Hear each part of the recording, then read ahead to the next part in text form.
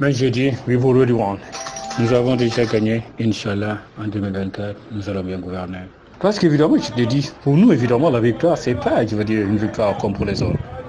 La Renaissance africaine est claire. Le 21e siècle sera africain, je veux dire. Donc, a priori, nous savons qu'est-ce qui nous attend. Relever les défis qui incombent à nos nations.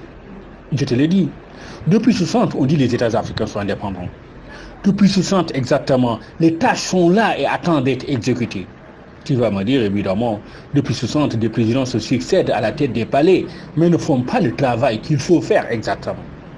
Donc, manière de dire, si 60 ans après les indépendances, en 2020, nous sommes là en train de dire que nous allons faire ce qu'il faut, que nous allons relever les défis qu'il nous faut évidemment faire tout pour que nos nations soient de véritables nations et que notre continent avance et progresse. Mais je pense que c'est notre mission, comme disait Fanon, c'est notre devoir.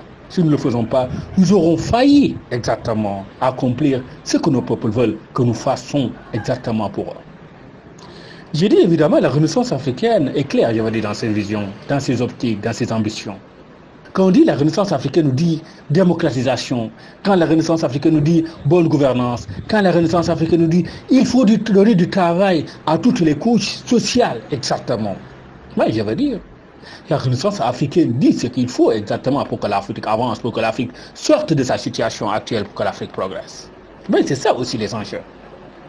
Tu sais, comme on l'a déjà dit, en ce 21e siècle, je veux dire, jusqu'en cette année-ci, 2020, on fait tout pour nous dire exactement l'Afrique n'est qu'un continent de décoration dans le monde.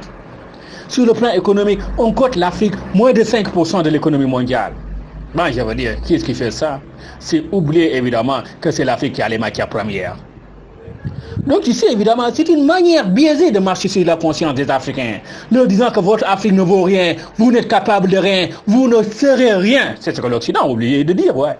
Je pense qu'à partir de ce moment-là, c'est à nous de nous réveiller. Exactement. Parce que, je te l'ai dit, quand on sait le poids de l'Afrique en matière minière, minéralière, exactement, tu vas me dire le potentiel exactement que l'Afrique a en matière agricole. Ben exactement, c'est pas une minuscule Europe exactement qui nous cote en deçà de ce qu'elle pèse. C'est ça qu'il faut dire aussi. Tu vois? Donc, manière de dire, l'Afrique refuse catégoriquement tous les chiffres qu'on donne à l'échelle mondiale.